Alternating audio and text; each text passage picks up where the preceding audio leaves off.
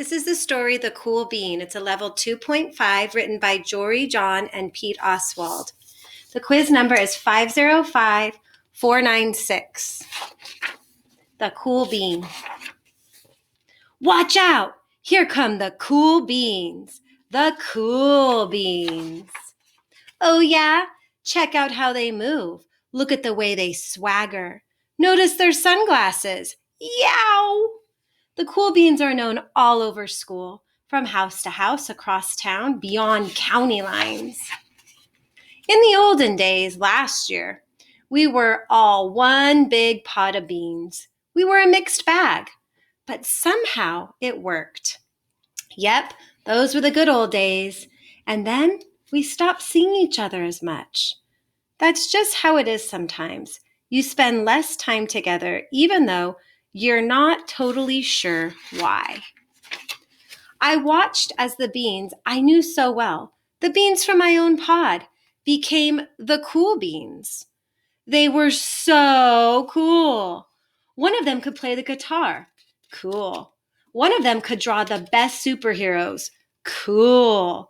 One of them could jump higher than any bean I'd ever known. Cool. Me? Well, I mostly stayed the same. Sure, I made some small changes. I wore sunglasses.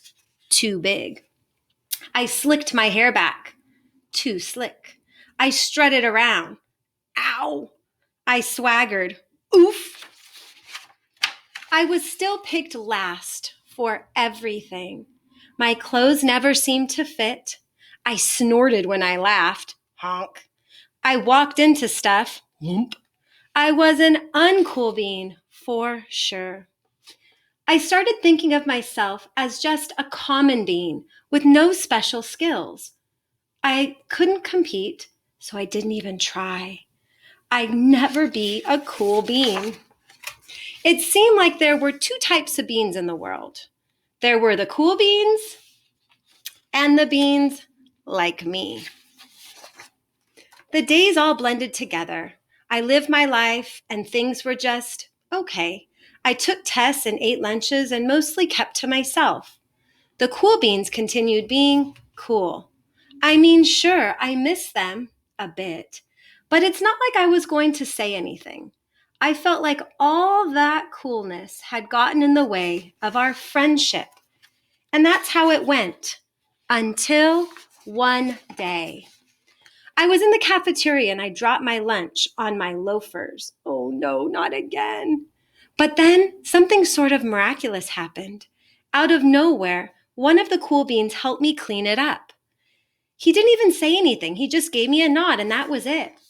Later, I was out on the playground and I tripped and scraped my knee and maybe cried a little bit and everybody saw it. Another one of the cool beans came to my side and without a word, he dusted me off.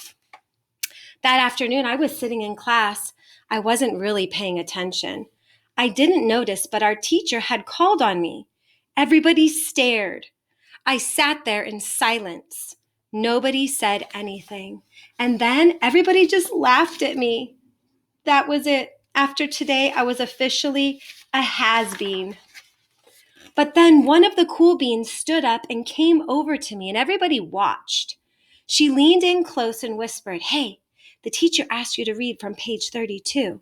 Then she gave me a quick wink and went back to her seat. It was a small gesture, sure, but it was also everything. I walked home with a goofy smile on my face. I smiled all the way through dinner. That made all the difference. It was a day that could have been really bad, if not for the kindness of a few cool beans. It gave me a shred of confidence. That shred of confidence has continued to grow. Somebody had my back, or a few somebodies. And after that, I started hanging out with the cool beans again. Not all the time, but sometimes. At lunch, after school, even on the weekends. Throughout all this, I realized that it's not about how you look or any of that other silly stuff. It's about a wink or a nod or a smile at just the right moment. It's about dusting somebody off and helping them up again and pointing them in the right direction. Now that's cool. You need a hand? Yes, please. The Cool Bean. I hope you like this book. It's a level 2.5, quiz number 505496. 496. Thanks.